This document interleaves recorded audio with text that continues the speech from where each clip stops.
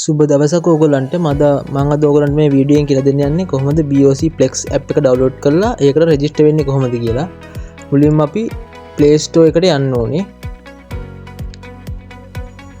Play Store එකට ගිහිල්ලා ඒකේ search bar එකට ගිහිල්ලා අපි මෙතන search කරන්න ඕනේ BOC Plex FLEX Plex ඊට පස්සේ ස්පේස් එකක් තියලා app කියලා.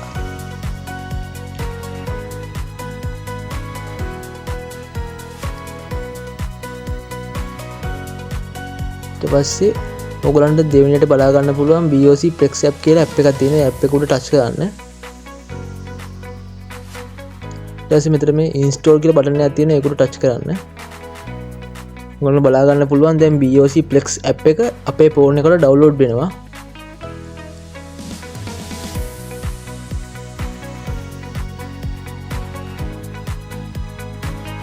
ඉතින් මේ app එක හරහා අපිට පුළුවන් BOC ගිණුමක් විවෘත කරන්න. ඒ වගේම ණය මුදලකට online apply කරන්න. ඒ වගේ විශේෂ වැඩ කිහිපයක් කරගන්න පුළුවන් මේ app එක හරහා. දැන් මේ open කියන බටන් එකට ටච් කරන්න.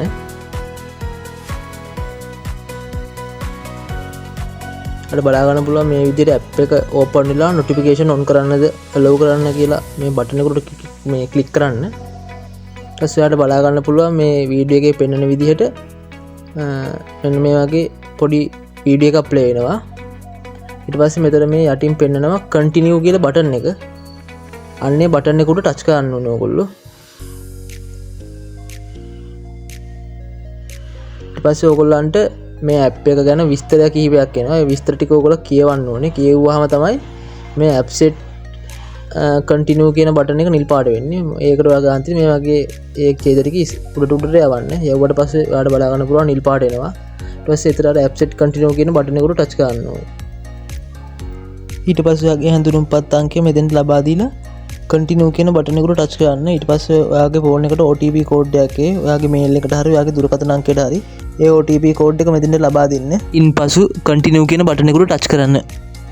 මෙතනදී ඔයාට BOC debit card පතක් නැත්නම් skip now කියන එක ලබා දෙන්න. මෙතනදී ඔයාට BOC debit card පතක් තියෙනවා නම් පිළිවෙලින් card පතේ නම්බරය, ඊට පස්සේ card පත කල්නිකුත් වන මාසය සහ අවුරුද්ද, ඊට පස්සේ card පත පිටිපස්සේ තියෙන ඉලක්කම් 3කින් යුත් CVV නම්බරය, ඊට පස්සේ card එකේ PIN අංකය ලබා දීලා continue කියන බටන් එක උඩ ටච් කරන්න. ඉන්පසුව මෙතනට ඔයාගේ සම්පූර්ණ නමෙන් ඔයා භාවිතා කරන වැඩිපුර භාවිතා කරන නම් කොටස තියෙනවා. අන්නේ නම් කොටස මෙතනට ලබා දෙන්න. ඉන්පසුව continue කියන බටන් එක උඩ ටච් කරන්න. මෙතනදී ඔයා user name එක ලබා දෙද්දි ඔයාගේ නමයි උපන්දිනේ හරි නැත්නම් ඔයාගේ නමයි ඔයාගේ වයසයි වගේ පාවිච්චි කරලා user name එකක් හදාගෙන ඒ user name එක මෙතන ලබා දෙන්න. ඉන්පසුව ඔයා password එකක් ලබා දෙද්දි ඉංග්‍රීසි හෝඩියේ කැපිටල් ලකුරු, සිම්පල් ලකුරු, ඉලක්කම්, සංකේත කියන මේ හතරම පාවිච්චි කරලා ඔයා password එකක් ලබා දෙන්න ඕනේ. මෙතනදී මුලින්ම password කියන තැන ඔයාගේ password එක ලබා දෙන්න. ඊට පස්සේ ඔයාලට බලා ගන්න පුළුවන් re-enter password කියලා තියෙනවා දෙවෙනියට. අර මුලින් ඔයා ලබා දුන්න password එක ඒ විදිහටම re-enter password කියන තැන නැවත වතාවක් ලබා දෙන්න. ඊට පස්සේ continue කියන බටන් එක උඩ ටච් කරන්න. ඉන්පසු අපිට බලා ගන්න පුළුවන් කැමරාවක අයිකන් එකක්. ඒ අයිකන් එක උඩ ටච් කරලා ඔයාගේ කැමරාව ඔන් වෙනවා. ඊට පස්සේ ඔයා කැමරාව ඔන් වුණාට පස්සේ ඔයාගේ selfie ෆොටෝ එකක් ගහලා අප්ලෝඩ් කරලා ඊට පස්සේ continue කියන බටන් එක උඩ ටච් කරන්න ඕනේ.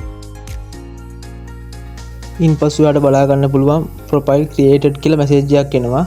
මෙතනදී ඔයාගේ මේ app එක username password වෙනුවට ඔයාගේ ෆෝන් එකේ lock එකට අරන විදිහට හදා ගන්න පුළුවන්. ඒ ඊතරදී ඔයාට කරන්න තියෙන්නේ මෙතන මේ ටික් එකක් තියෙන on කරගන්න. ඒ ටික් එක on කරගන්න ඕනේ. ඒ ටික් එක on කරගත්තාම මෙතනදී username password වෙනුවට ඔයාගේ මේ app එක ඔයාට ඔයාගේ ෆෝන් එකේ lock එකෙන් අරන විදිහට හදා ගන්න පුළුවන්. ඉන්පසු ඔයා continue කියන බටන් එක උඩ ටච් කරන්න ඕනේ. දැන් අපි මේ app එක හදාගෙන ඉවරයි. නැවත වතාවක් මේ app එකට log වෙද්දි ඔයාට username password වෙනුවට ඔයාට ටික් එක on කරගත්තා නම් ඔයාට මේ රූපය පෙනෙන විදිහට ඔයාගේ fingerprint එක නැත්නම් ඔයාගේ face ID එක හරි ඔයාගේ පාස්වර්ඩ් එක හරි පින් නම්බර් හරි පාවිච්චි කරලා මේ ඇප් එකට ඔයාලට ලේසියෙන්ම ලොග් වෙන්න පුළුවන්. ඉතින් අපි මේ වගේ වීඩියෝ එකකින් නැවත හමු වෙමු. ඔයගොල්ලෝ මේ වීඩියෝ එකකින් දෙයක් ඉගෙන ගත්තා කියලා හිතෙනවා. මේ වීඩියෝ එක හොඳයි නම් ලයික් කරන්න, ෂෙයා කරන්න. ඔයගොල්ලෝ යාළුවන්ට මේ වීඩියෝ එක පුළුවන් තරම් ෂෙයා කරන්න. ඒ වගේම YouTube channel එක subscribe කරන්න කියලා මම ඉල්ලා හිටිනවා. ඔයගොල්ලන්ට සුබ දවසක්.